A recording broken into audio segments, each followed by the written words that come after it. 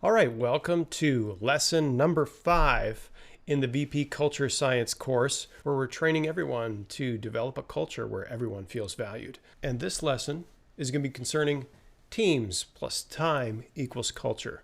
These are two critical elements that you have to have in order to create a powerful culture. So let's look into this.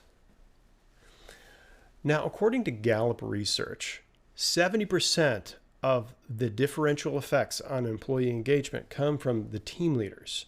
So team leaders are the linchpin, and we'll see how the team itself is a critical component of culture. So think of the teams as an organ within the body that make up the whole body. So each organ has to be functioning and for that body to be whole. So the team leader is critical in helping the team and focus the team on the new cultural development that you're trying to do. So we'll see that two component. You need the team and the team leader that causes the team to focus on the cultural development. All right. Difference is on the team level. Okay, so why is that? So one of the things that Marcus Buckingham, a key researcher, showed was that you can have two corporations and they'll test out nearly the same according to Gallup and to Oracle and the research that Marcus Buckingham was doing. But if you look within that organization, you'll see a vast difference between the team quality. So you'll range between high quality team leaders and teams to toxic team leaders and teams.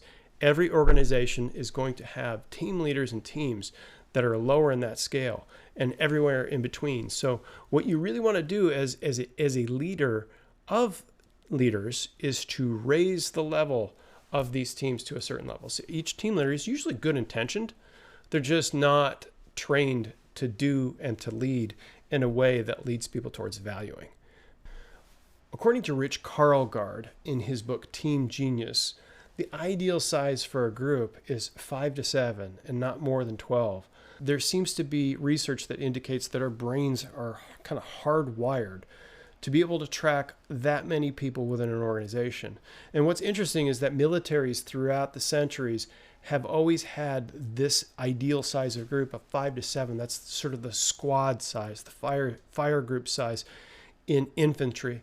And the infantries that have high quality groups have great success because it really is, our brains, according to this research, is not capable of keeping track of more than 5 to 7 people. So it's family size, it's squad size. It's the smallest unit that we do and function well in as human beings, according to research.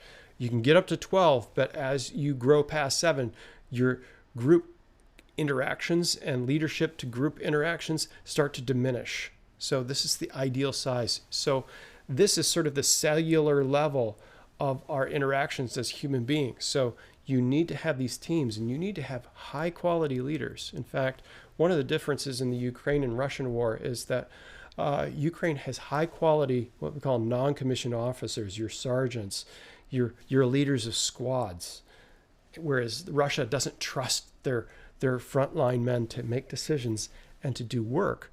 So there's this disparity of quality of team cohesion. So it's a very important number and a very important thing to establish within your organizations. If you have weak teams and not clearly designated team leaders, you're going to have a weak culture dispersion because there's no way for you to transmit that from one to one. You need to have a strong team leader, strong teams, and focus of time.